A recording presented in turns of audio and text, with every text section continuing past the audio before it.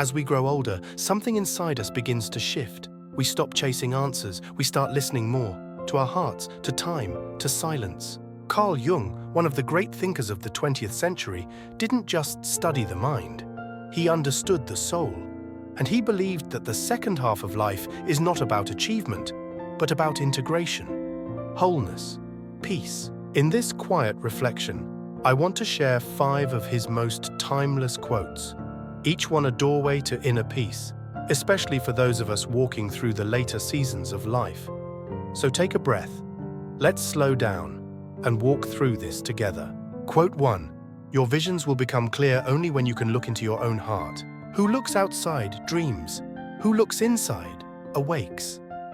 In the quiet hours of life beyond 60, when the pace of days begins to soften and the outer demands lessen, there arises a new kind of space, one not filled with noise or distraction, but with presence. For many, this time marks the beginning of an inward turning. The roles they have played for decades may no longer define them as clearly. The accomplishments and failures, the expectations, and the busyness of younger years begin to lose their grip. What once seemed so urgent now feels distant, and into this stillness arrives a subtle but powerful invitation to look within. Carl Jung's words point to this very shift. For most of life, attention is drawn outward.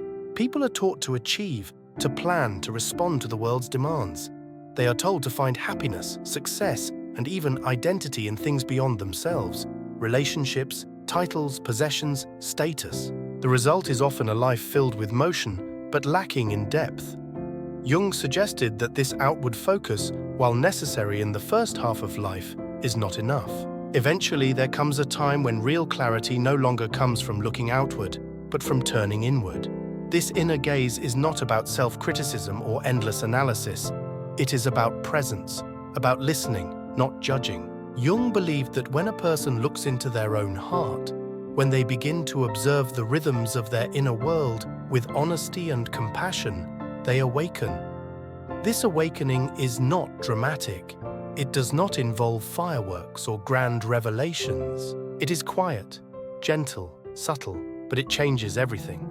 It allows a person to begin seeing clearly not the world as it appears through the lens of ambition or fear, but life as it is and themselves as they are. For someone over 60, this awakening may come gradually. It may begin with a sense of restlessness, or a quiet longing, or a question that rises in the middle of an ordinary day. Is there more to me than what I've done? This question does not demand immediate answers. Instead, it invites exploration. And in that exploration, the journey inward begins. A woman who had spent her life raising children, managing a household, and working part-time jobs to support her family, found herself at 65, sitting alone in her kitchen most mornings. At first, the silence felt strange. She reached for her phone, for background noise, for something to fill the space. But over time, she began to notice a pull toward reflection.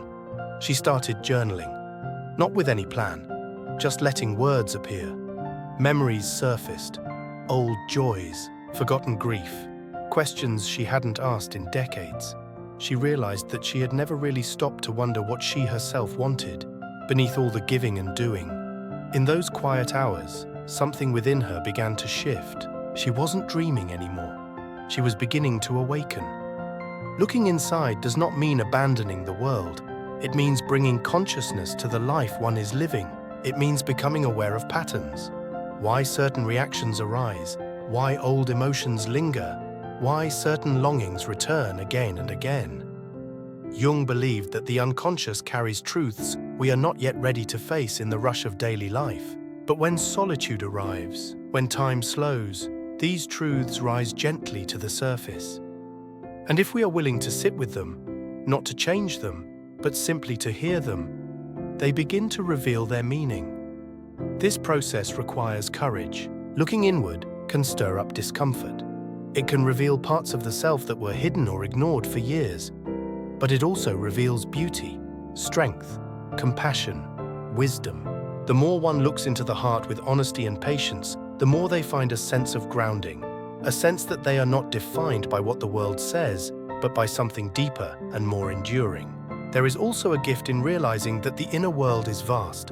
It holds not just memories and feelings, but imagination, creativity, and insight.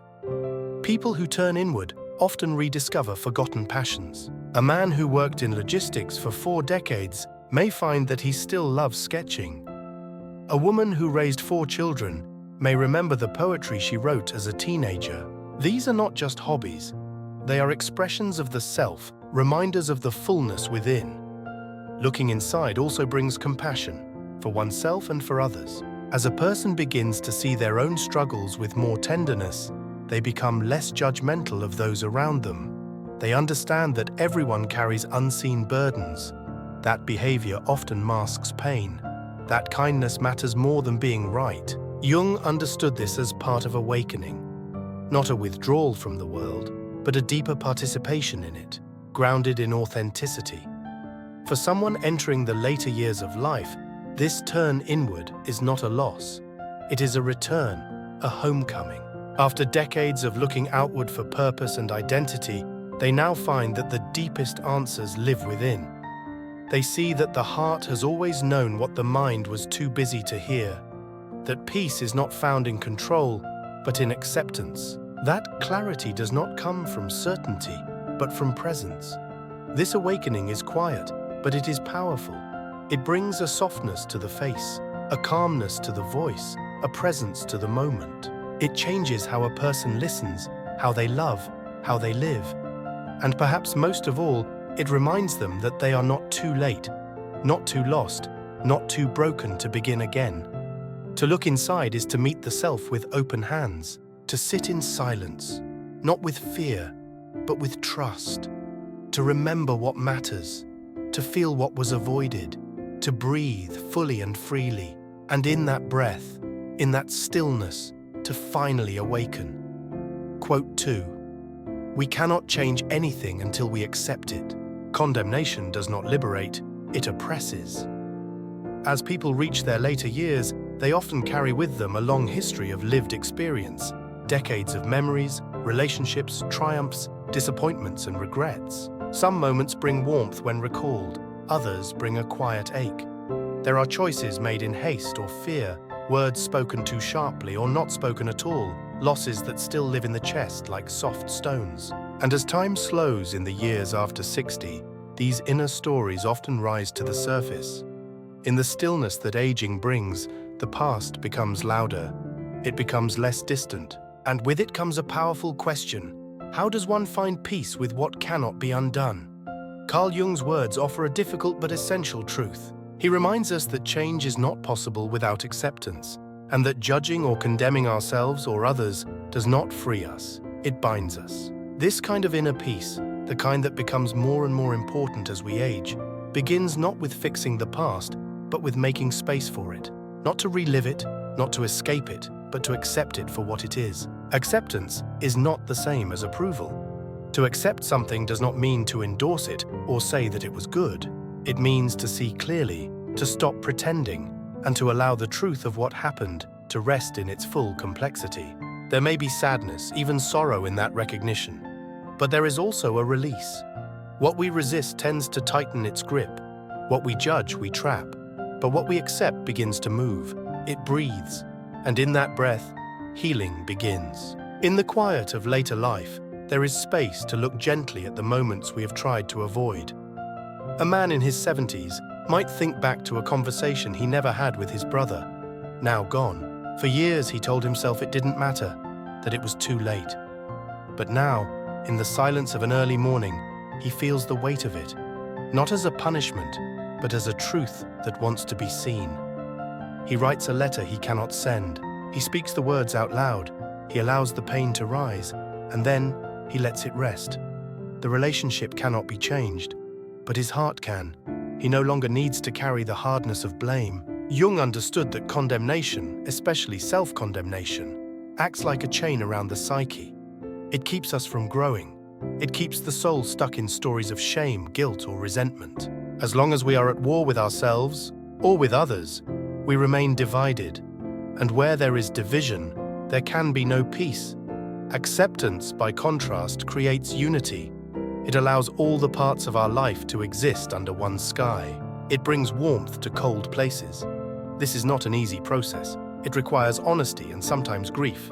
It may bring tears that were never allowed or silence that was never understood, but it also brings gentleness. And in that gentleness, a person begins to change, not because they forced themselves to, but because they finally stopped fighting with what was already true. Acceptance also softens our view of others. When we stop condemning our own imperfections, we become less harsh with the imperfections of the world. We begin to see that everyone is carrying something. That hurt people often hurt others.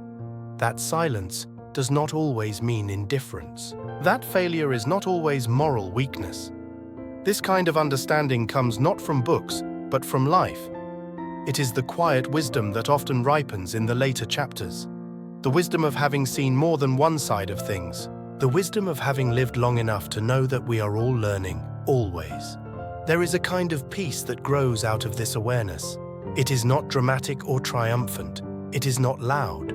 It is like a calm evening, when the sun is low and the air is still. It comes when we stop needing to rewrite the past, and instead learn how to carry it differently. The weight doesn't vanish, but it shifts. It becomes part of the story, no longer the whole story. It joins the rest of what we are, our resilience, our tenderness, our desire to keep becoming. In accepting what we cannot change, we begin to change what we can. We change how we relate to the past, how we speak to ourselves, how we hold others. We become less brittle, more rooted. We start to live from a place of enoughness, not because life was perfect, but because we are no longer demanding that it be. We are present with what is. And from that presence, new life can grow. As the years pass and the noise of striving quiets, this kind of inner liberation becomes more and more valuable. Jung's insight offers a path to that freedom, not through denial and not through judgment, but through the radical, courageous act of acceptance.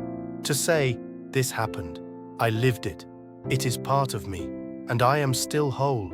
This kind of peace cannot be given, it cannot be rushed, but it can be received, moment by moment, as one learns to sit with what is real. Not to change it by force, but to greet it with truth. In that greeting, something shifts, and in that shift, we begin to find a different kind of strength. The kind that does not resist life but embraces it. The kind that does not divide but unites. The kind that does not oppress but liberates. Quote 3. Until you make the unconscious conscious, it will direct your life and you will call it fate. As people grow older, especially beyond the age of 60, the contours of life begin to feel more visible. Patterns that once seemed random start to show their shapes. The same types of conflicts, the same feelings of being stuck or misunderstood, the same moments of self-doubt or regret, they repeat like subtle echoes.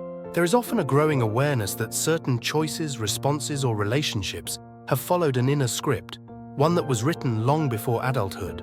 And in this unfolding awareness, a deeper question begins to rise. Why have I lived the way I have? What unseen forces have guided my steps? Carl Jung believed that much of human life is shaped not by what we consciously choose, but by what we unconsciously carry. Beneath the surface of daily decisions lie older stories, experiences from childhood, inherited emotional patterns, unspoken beliefs, inner wounds, and forgotten longings. This deeper part of the mind, which he called the unconscious, holds powerful influence. It contains both light and shadow. If we are unaware of it, it moves through us in ways we do not see. It pulls the strings of emotion, desire, and fear, and yet, we often mistake its effects for simple chance. We call it fate. We say, that's just how life turned out, without realizing how much of that fate came from within. In the second half of life, there comes an opportunity to interrupt this invisible momentum, not to undo the past, but to see it with new eyes. Jung believed that making the unconscious conscious is the task of inner work. It is not about blame. It is not about control. It is about awareness. When people begin to see how past experiences shaped their responses, how unresolved pain guided their boundaries, how unmet needs influenced their attachments, they do not become weaker, they become free. This awakening often begins in simple moments. A woman in her 60s might notice that she always puts the needs of others before her own. For years, this seemed like kindness. But in solitude, she begins to see that underneath the generosity was fear. The fear of being abandoned, the belief that love must be earned. This realization doesn't erase her past, but it changes her relationship to it. She no longer gives out of fear. She begins to give from fullness, and she learns how to receive. Bringing the unconscious to light is not an intellectual exercise. It is a gentle, lifelong unfolding. It may begin with dreams that feel strangely emotional, or memories that return without invitation. It may arise during quiet reflection or moments of deep conversation. Jung often emphasized that the unconscious communicates symbolically. It shows up in metaphor, image, pattern. Part of the work is learning how to listen, not with the critical mind, but with the heart. For many people, the unconscious contains not only pain, but potential. Talents never expressed, intuitions ignored, desires postponed.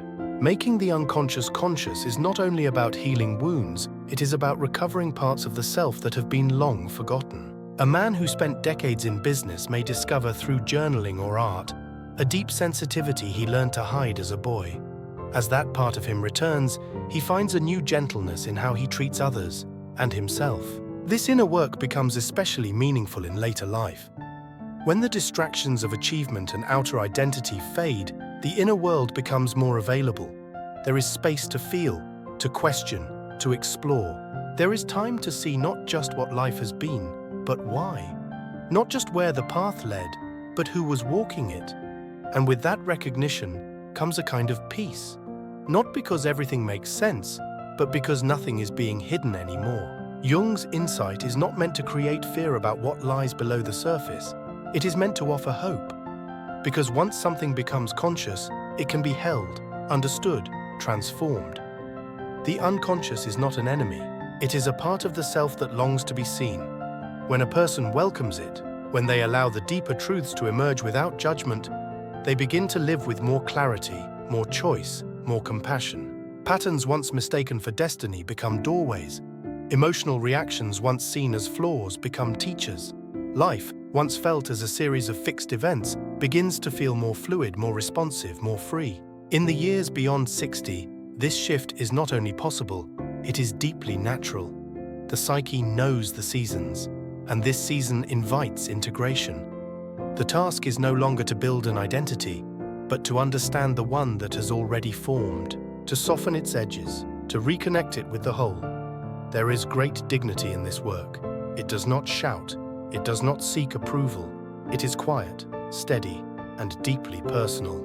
And in its unfolding, a person begins to reclaim themselves, not a new version, but a fuller version, one that includes the conscious and the unconscious, the past and the present, the known and the mysterious. In this way, fate becomes less like a script and more like a story that can still be shaped, not by erasing the past, but by illuminating it. Not by rejecting who we were, but by bringing it into relationship with who we are. Making the unconscious conscious is not a single act. It is a way of being, a willingness to pause, to notice, to reflect. And in that way of being, we begin to see that life is not only happening to us, it is also unfolding through us. And perhaps in the quiet understanding of that, we find a kind of peace that is deeper than certainty. The peace of knowing ourselves and choosing how to move forward with eyes open. Quote 4. I am not what happened to me, I am what I choose to become. As people reflect on their lives beyond the age of 60, they often carry with them the full weight of what has happened. The chapters already written may feel etched into identity, as if each event, each mistake, each trauma or each loss has left a permanent mark.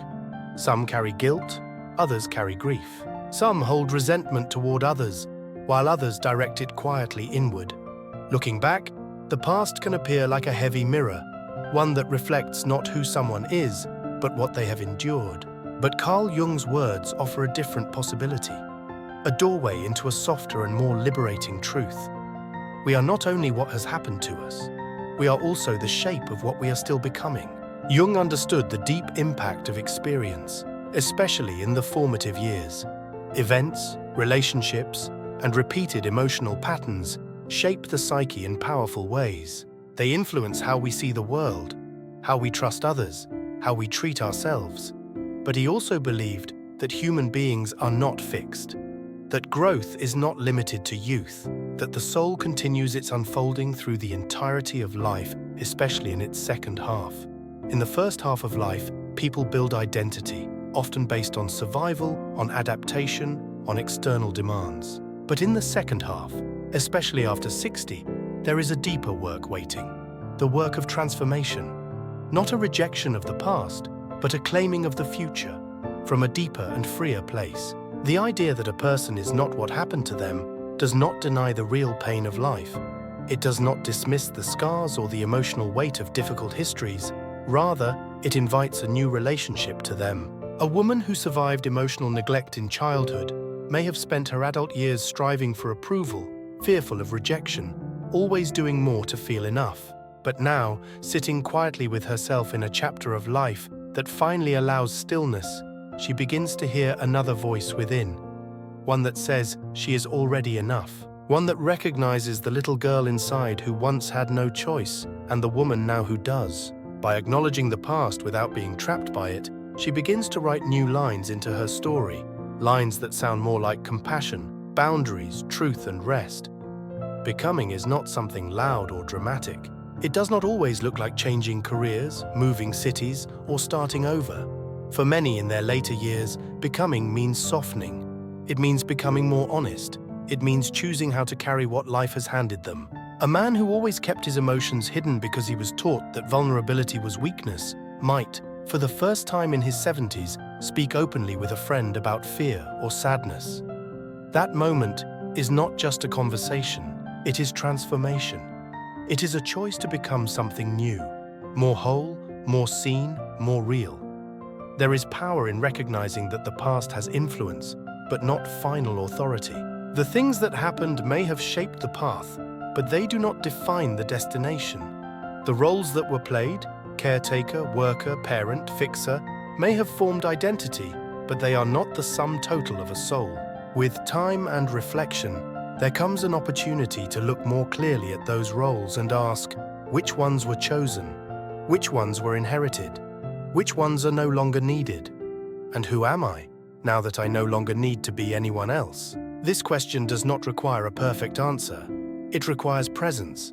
It requires the courage to sit with uncertainty and the openness to allow something new to emerge. Jung believed that the psyche is always moving toward wholeness, even in pain, even in confusion, even in aging. That process continues as long as we remain in relationship with it. To become is not to erase the past, but to expand beyond it. It is to see ourselves as greater than what we have endured, more spacious than our suffering, more capable than we once believed. In later life, becoming might mean telling the truth about something long hidden. It might mean reconnecting with creativity that was set aside.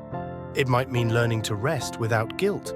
It might mean reaching out to repair a relationship, or choosing finally to let one go. It might mean allowing joy in places where only survival once lived. Each of these acts is a choice, and each choice is a brushstroke in the painting of who we are still becoming. This is especially vital for those who feel the tug of regret. Many people over 60 reflect on what they did not do or who they did not become. But Jung's words remind us that we are not frozen in those moments. That meaning is not only found in the bold events of youth, but also in the quiet changes of age. To shift how one speaks to oneself, to shift how one treats the present moment, these are not small things. They are acts of becoming. They are the movement of the soul toward peace. In the end, to become is to reclaim authorship, not of everything that has happened, but of what happens now. It is to take the pen, gently, with full awareness of what has been written, and to keep writing, not in denial, but in hope, not in haste, but in honesty. The page is not blank. It is full of history, but it is not yet full. And every breath, every choice, every small act of awareness adds to its shape. To be what one chooses to become is not about control. It is about freedom. The freedom to live as oneself in the truth of the present, in the light of all one has lived, and in the quiet dignity of continuing to unfold, not as a reaction to the past, but as a response to the deepest parts of the self that are still alive, still growing, still becoming. Quote 5. The privilege of a lifetime is to become who you truly are. As the years stretch forward beyond 60, many people begin to feel a shift inside that has little to do with age itself and everything to do with the soul's desire to be known more fully. In the earlier decades of life, most energy goes into becoming what the world asks us to be. We adapt to the roles placed before us: student, partner, worker, parent, friend, caretaker, provider. These roles are not inherently wrong or hollow. They are often expressions of love, service, and growth. But they can also distract from something more essential: the quiet, enduring truth of who a person really is beneath expectation, beyond performance.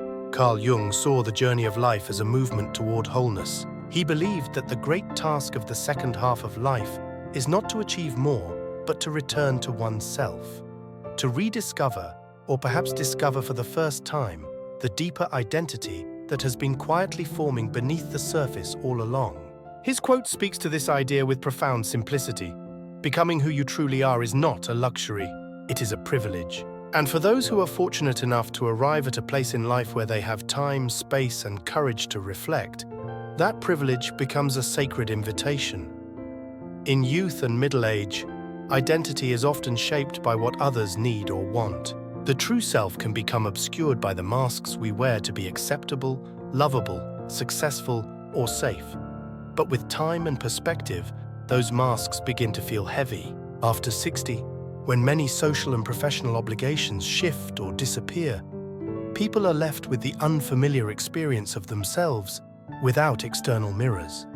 The children are grown. The job may be gone. The social circles may have changed. And in that quiet, there is an opportunity to ask, perhaps for the first time, who have I always been? The answer does not come quickly. It is not a list of traits or titles.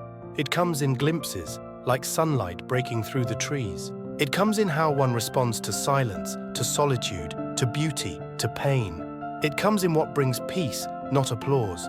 Becoming who one truly is means stripping away the layers of pleasing and proving. It means noticing which parts of life feel nourishing and which feel draining.